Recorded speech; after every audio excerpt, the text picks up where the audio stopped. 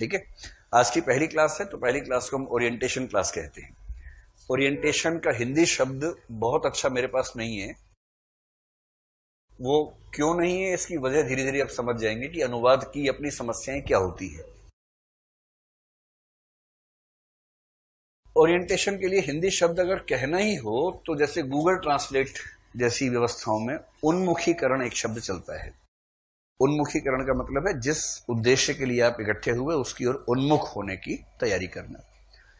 तो अभी हम बम्बारमेंट नहीं करेंगे, बम्बारी नहीं करेंगे हिंदी साहित्य की। तो बहुत बेसिक बातें समझेंगे। पाठ्यक्रम क्या है, क्या पढ़ते हैं, कैसे पढ़ते हैं, कितना पढ़ना है, कितना छोड़ना है, वो सब बातें आराम आराम से एकदम चलेंगे। आप में से कई बच्चे जो एकदम नए हैं उनको ये भी भय होगा कि हमने हिंदी साहित्य लिया, ठीक किया या गलत किया, या लें या ना लें। कुछ लोग भी द्वंद्व में ही होंगे, क्योंकि इस बीच में ऐसी जिज्ञासाएं बहुत सारी आई। तो मैंने एक विशेष सत्र रखा था, वैकल्पिक विषय का चयन कैसे करें, इस पर करीब 2 घंटे का। तो आप उसको देख लीजिएगा। मैं उसका केवल सार 2 मिनट में आपको बता रहा हूं। यदि आपको आईएएस बनना है, देखिए आपके यहां होने के 2 उद्देश्य हो सकते हैं। एक तो ये कि आईएएस बनना है, दूसरा ये भी हो सकता है कि आईएएस बने ना बने ज्ञान प्राप्त करेंगे, आनंद लेंगे, ये भी हो सकता है। तो 1000 में से 2, 4, 5 बच्चों का उद्देश्य होता है आनंद प्राप्त करना, कि कुछ नया सीखेंगे, मजा आएगा, कुछ नए दोस्त बनेंगे, शायद बात भी बन जाए। तो इस चक्कर में बच्चे आते हैं। ऐसे 5-7 बच्चे जो हैं उनको केंद्र में रख के बात मैं नहीं कर सकता हूं। अगर 1000 बच्चे हैं तो 1000 में से 5-10 तो वो वाले हैं, ठीक है। 100-200 ऐसे जो चाहते हैं कि आईएएस बने और ज्ञान भी मिले, आनंद भी मिले।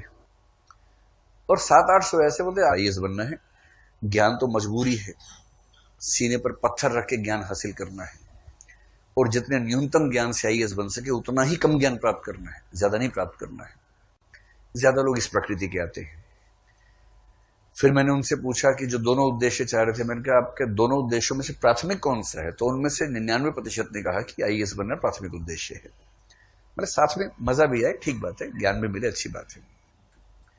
तो हमने निष्कर्ष निकाला कि लगभग 97% बच्चे जो यहां बैठते हैं उनका प्राथमिक उद्देश्य ये है कि सफल हो। वैकल्पिक विषय चुनने के कई आधार डिस्कस किए, रुचि है कि नहीं है, बैकग्राउंड है या नहीं है, छोटा है कि बड़ा है, जीएस में हेल्प करेगा या नहीं, अंकदायी है या नहीं, आदि आदि आदि। और मैंने बहुत विस्तार में उनको ये समझाने का प्रयास किया कि सारे आधार अच्छे हैं, लेकिन दरअसल केवल और केवल एक आधार है जिसको प्राइम मानकर चलना चाहिए, बाकी सब मिथ्या बातें हैं। मिथ्या क्या होता है हम आगे चल के समझेंगे, शंकराचार्य का कंसेप्ट है। हिंदी साहित्य में बहुत सारा दर्शन भी पढ़ना पड़ता है, बहुत सारा समाजशास्त्र, बहुत सारा मनोविज्ञान, वो सब हिंदी साहित्य का हिस्सा है, पढ़ेंगे। अभी के लिए आप मानिए कि झूठ है। आप दरअसल कोई विषय इसलिए ले रहे हैं कि आपको सफलता हासिल हो। सफलता का एकमात्र संबंध इस बात से है कि उस विषय में अच्छे अंक मिले आपको। 1 अंक से 8-10 रैंक फिसल जाते हैं, और केवल 100 अंकों में सारी दुनिया चेंज हो जाती है। प्रॉपर आईएएस से आखिरी रैंक तक की दुनिया केवल 100 अंकों की गैप की है, बस इतना ही अंतर होता है। और कल मैंने विस्तार में समझाया कि अगर आपको आईएएस बनना है प्रॉपर, तो आपको 1050 नंबर चाहिए। इन 1050 अंकों में से आप जीएस में कितनी भी कोशिश कर लेंगे तो 410-20 के आगे नहीं बढ़ पाएंगे। बहुत मुश्किल है। 400, 410, 15 ये सब रहेगा। आजकल जो ट्रेंड है उसकी बात कर रहा हूं। पहले 300 भी नहीं आते थे, अब बढ़ गए हैं। आप एसए में बहुत बड़े 30 मार्क होंगे तो 160 ले आएंगे, और मैं आप सबको 30 मार्क मान लेता हूं, 160 आ गए। इंटरव्यू में 275 में से आप 175 से ज्यादा की गारंटी दे नहीं सकते। आ सकते हैं, संयोग हो सकता है, कम भी आ सकते हैं, लेकिन हाँ, एक ठीक विद्यार्थी ठीक तैयारी के साथ सही बात करके आएगा तो 175 के आसपास मिल जाएंगे, ये हम मान के चलते हैं। ये तीनों मिला के कितने हुए? 570, 600, 745 हुए। और 745 के बाद जो बैलेंस रह गया वो है 305। 305 नंबर वैकल्पिक विषय में लाएंगे तो आईएएस बनेंगे। इतिहास में अभी तक 2 व्यक्तियों के 300 प्लस मार्क्स है, 310, 301। राजनीति विज्ञान में 1 के हैं 312। भूगोल में 1 के भी नहीं है। हाईएस्ट 291 है। दर्शन में एक के हैं 311 मार्क्स, मिहिर पटेल गुजरात में आईएएस है। हिंदी साहित्य में 11 व्यक्तियों के 300 प्लस, 9 व्यक्तियों के 290 से 300 के बीच में, और 7 के 275 से 290 के बीच में है। हिंदी साहित्य इसलिए मत पढ़िए कि मैं पढ़ा रहा हूं और मैं चाहता हूं कि आप पढ़ लें मुझसे, कोई मतलब नहीं है इस बात का। मैंने जब पढ़ाना बंद किया था ये मान के किया था कि बंद मतलब बंद, ये तो संयोग से वो सब एक परंपरा चल पड़ी जो हमारी कल्पना में नहीं थी। हिंदी साहित्य इसलिए पढ़ना है कि आपकी सफलता में सबसे बड़ी भूमिका यह विषय निभा सकता है, और ये बात मैं गारंटी से, दावे से कह रहा हूं। इंटरनेट पर डीओपीटी की साइट पर पिछले 4 साल की सारी मार्कशीट्स उपलब्ध हैं, वहां से देख लीजिए। बस जिस भी विषय को देखें हिंदी माध्यम में देखिएगा, क्योंकि लोग क्या करते हैं, अंग्रेजी माध्यम के अंक दिखा के आपको बताएंगे कि इतने अंक आते हैं। अंग्रेजी माध्यम की दुनिया एकदम अलग है, वहां तो अंकों का अनुपात ही एकदम अलग हो जाता है। इसलिए मन में कोई दुविधा मत रखिए। अगर आईएएस बनना उद्देश्य है तो आप सबसे अच्छे विषय में हैं, इस विश्वास से पढ़ेंगे तो कन्विक्शन रहेगा, खुद कन्विंस रहेंगे तो चीजें अच्छी रहेंगी। पृष्ठभूमि नहीं है, कोई फर्क नहीं पड़ता, जीरो से हम शुरू करेंगे ही, एकदम जीरो से। जो शर्तें हैं हिंदी साहित्य पढ़ने की वो ये है कि आपके पास एक ऐसी भाषा हो जिसमें अशुद्धियां ज्यादा न होती हों। एकमात्र शर्त यह है। अगर आप अशुद्धियां बहुत ज्यादा करते हैं, स्पेलिंग मिस्टेक्स की बात मैं कर रहा हूं, या ग्रामेटिकल, लिंग, वचन, वो सब अशुद्धियां, अगर वो बहुत ज्यादा है तो परीक्षक को अच्छा नहीं लगेगा, और वो बहुत ज्यादा है तो जीएस में भी अच्छा नहीं लगेगा, निबंध में भी अच्छा नहीं लगेगा, साहित्य में थोड़ा और ज्यादा अच्छा नहीं लगेगा। अगर आपके पास ऐसी भाषा है कि आप ठीक से लिख लेते हैं, फ्लो है बातों में, अशुद्धियां नहीं है या कम है, तो हिंदी साहित्य में इसके अलावा कोई भी शर्त नहीं है। सबसे मजे की 2 बातें हैं। इतने नंबर क्यों आते हैं? नंबर ज्यादा आने की एक वजह तो यह कि साहित्य के परीक्षक आमतौर पर थोड़े सहृदय माने जाते हैं। चाहे गुजराती साहित्य हो, तमिल साहित्य हो, तेलुगु साहित्य हो, संस्कृत हो, कोई साहित्य हो, उन सब में स्कोर ज्यादा आता है। लेकिन 2 और वजह हैं, उन वजहों पर गौर करने की जरूरत है। एक सबसे रोचक वजह यह है कि हिंदी साहित्य में अगर कोई प्रश्न आ जाए और आपको ना आता हो तो भी आप गोल मटोल तरीके से लिख के नंबर ले आएंगे उसमें। वो कैसे आएंगे अभी नहीं समझ में आएगा, कुछ दिनों के बाद प्रयोग करके देखेंगे। बस आपको हल्का सा अंदाजा होना चाहिए। जैसे प्रेमचंद पे सवाल आ गया, प्रेमचंद आपने ठीक से नहीं पढ़ा है, बस आपको यह पता है कि प्रेमचंद के उपन्यास का नाम गोदान है और 1936 में लिखा गया था, बस। अगर इतना भी पता है तो भी साहित्य पढ़ने के बाद आप इस तरह से उत्तर फ्रेम करेंगे कि परीक्षक को वो उत्तर अच्छा लग जाएगा, और 10 में से शायद 5 नंबर ना मिले, लेकिन 4 मिल जाएंगे, 3.5 मिल जाएंगे। क्योंकि साहित्य में उत्तर बंधे बंधाए नहीं होते हैं। जैसे गणित में है, आप वैकल्पिक उत्तर नहीं लिख सकते, जो उत्तर है वही लिखना है आपको। साहित्य में वैकल्पिक उत्तरों की इतनी संभावना है कि एक व्यक्ति ने उत्तर लिखा, आपने एकदम अलग लिखा, और आप दोनों को अच्छे नंबर मिले, क्योंकि सब्जेक्टिविटी का सम्मान है इस विषय में, रचनात्मकता का सम्मान है। आपने एक बार जो पढ़ लिया, समझ लिया, नोट्स बना लिए, उसके बाद वो बदलने वाला नहीं है, अपडेट नहीं करना है, रोज के अखबार से चीजें बदलेंगी नहीं, स्थिर है एकदम। जो समस्या राजनीति विज्ञान में आती है, समाज शास्त्र में है, लोक प्रशासन में है कि प्रश्न वही हैं, उत्तर बदल गए अगले साल, नई स्टडीज आ गई, नई रिपोर्ट्स आ गई। अगर सेकंड एआरसी को हर 4 लाइन के बाद नहीं लिखेंगे पवेड में तो उत्तर अच्छा ही नहीं माना जाएगा। हिंदी साहित्य में कबीर चले गए, सारे प्रश्न वही, सारे उत्तर वही। जितने साहित्यकार पाठ्यक्रम में सब जा चुके हैं, इसलिए कोई तनाव की बात नहीं, कुछ बदलाव का स्कोप ही नहीं है। जो एक बार पढ़ लिया, नोट्स आपके तैयार है, पॉइंट्स तैयार हैं, आपने उसको याद किया, हो गया, बात खत्म हो गई। तो अपने मन में ये विश्वास रखिए, क्योंकि आप जब जाएंगे तो आसपास ऐसे कई ज्ञानी लोग मिलेंगे। क्या विषय लिया? हिंदी सर, हिंदी ले लिया, हिंदी ले लिया, अब क्या होगा तुम्हारा, अब तो तुम बर्बाद हो जाओगे। और जो गोलू किस्म के बच्चे होते हैं ना, डर जाते हैं ऐसी बातों से। गोलू समझ रहे, जो नए नए प्यारे प्यारे प्यारे बच्चे होते हैं, उनको लगता है अरे तो गलती हो गई बहुत बड़ी, अब हम क्या करें भैया, आप बताइए भैया। फिर भैया बोलते हैं शाम को अड्डे पे आओ, ज्ञान देंगे तुमको। और शाम को अड्डे पे आप जाएंगे, फिर वो ज्ञान देंगे, कोई ऊट पटांग विषय केमिस्ट्री दिलवा देंगे, तो केमिस्ट्री और ऐसा ज्ञान देंगे कि आप कहेंगे देखिए केमिस्ट्री नहीं पढ़े तो जीवन क्या समझा हमने। तो अगर ऐसा कोई ज्ञानी महात्मा आसपास हो, उससे केवल एक बात कहना, लिटमस टेस्ट है, जो भी कुछ समझाए कि ये विषय लो, बोला सिर्फ एक बात, भैया 2013 में नया पाठ्यक्रम आया था, नया ट्रेंड मतलब मेंस का स्ट्रक्चर आया था, 2013 से 2018 तक जो भी विषय आप बता रहे हैं, उस विषय में हिंदी माध्यम में ऐसे 5 व्यक्तियों का नाम बता दीजिए जिनके 300 नंबर आए हों, बस सिर्फ 5, 10 भी नहीं मैं कह रहा, सिर्फ 5 पूछ लीजिएगा। और कहना भैया बताने से नहीं होगा, मार्कशीट दिखानी पड़ेगी।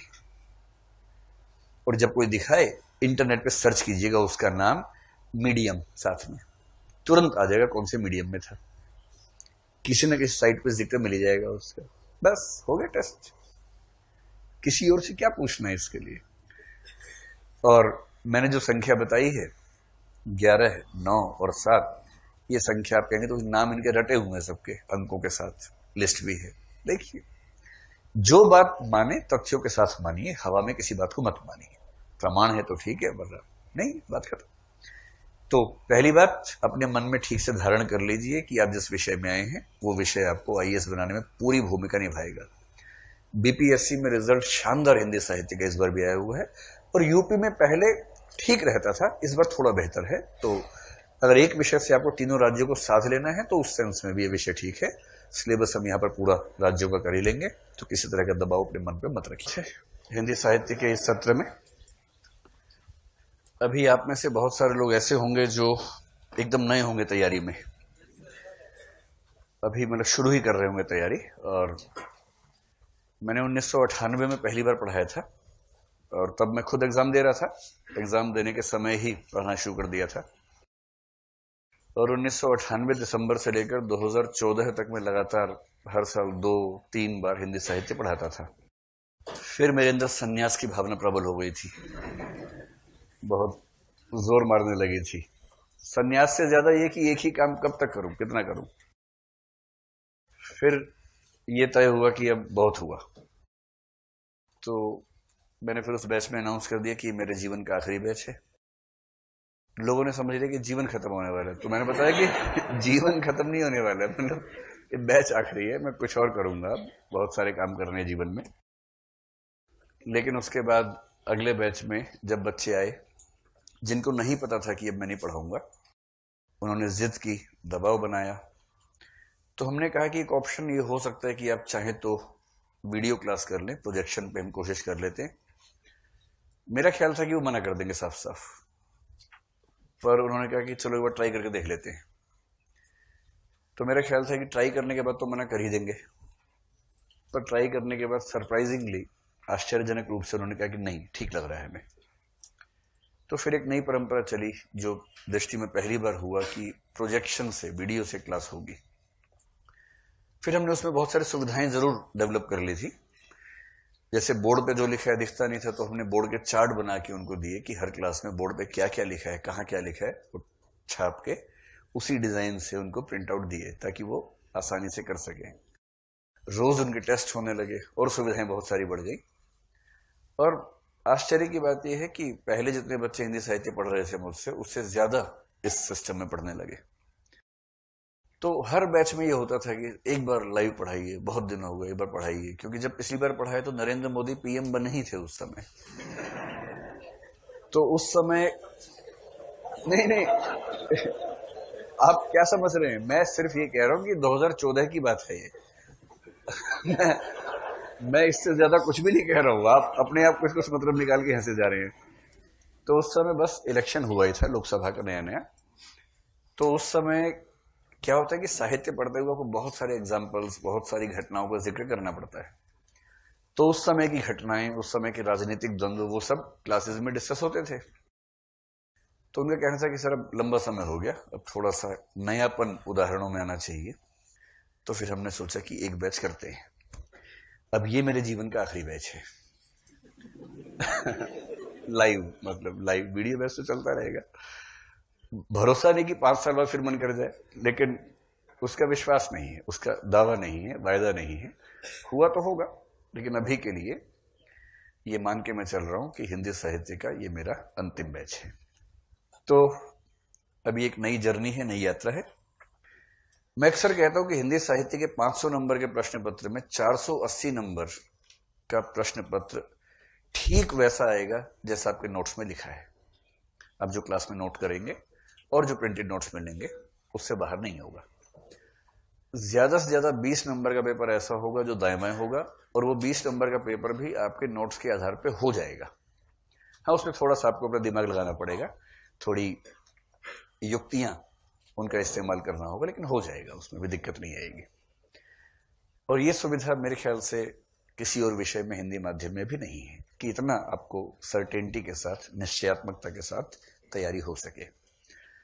इस बार हम और जोर लगा रहे हैं। हमारी टीम में करीब 4-5 लोग हैं जो हिंदी साहित्य पे ही काम कर रहे हैं, मेरे साथ ही काम कर रहे हैं। तो मैं हर टॉपिक से पहले उनसे बात कर रहा हूं कि आप ये नोट्स इस तरह से तैयार कर लें। जैसे व्याख्या एक मुश्किल प्रश्न रहता है बच्चों के लिए, तो उस पर भी हम कोशिश कर रहे हैं कि इस बार ऐसी व्यवस्था कर दें कि वो भी आपकी रेंज से बाहर कभी ना निकले। मतलब यह है कि हम लोग मिलके मेहनत करेंगे तो सब चीजें ठीक हो जाएंगी। मैं चाहता हूं क्लास में सब लोग एंजॉय करें, सीखें। आतंक मेरा तो बिल्कुल नहीं होगा, आपके ऊपर होना भी नहीं चाहिए। मेरी क्लास में आपको पूर्ण आजादी है। जो 1947 में भी नहीं मिल पाई थी वो भी आजादी इस क्लास में है। तो ये कुछ बेसिक बातें मैं हर बैच में शुरू में कहता हूं, ताकि हमारा, इसको आइस ब्रेकिंग कहते हैं। आइस ब्रेकिंग का मतलब जो अपरिचय है वो खत्म हो जाए, सहजता आ जाए, हमें लगे कि हम एक परिवार के लोग हैं, आपस में बातचीत ठीक से करने लगे। इस क्लास में जितने सवाल आपके मन में आप पूछ सकते हैं, बिल्कुल संकोच मत कीजिएगा। मैं जब भी कुछ बोल रहा हूं, अगर आपको लगे कि वो सवाल यही पूछना जरूरी है, तुरंत हाथ खड़ा कीजिए, मैं आपको इनवाइट कर लूंगा, आप सवाल पूछ लीजिएगा, बिल्कुल तनाव मत लीजिएगा, है ना। बस वो प्रश्न उस टॉपिक से संबंधित होना चाहिए। अचानक बीच में कहीं और का सवाल आ जाए तब दिक्कत है। ऐसे भी कुछ बच्चे होते हैं जिज्ञासु कि क्लास कबीर पे चल रही है बहुत विस्तार में, अचानक हाथ खड़ा करते हैं कि सर वेनेजुएला और लैटिन अमेरिका के जो बाकी देश है उनका संबंध कैसे ठीक हो सकता है।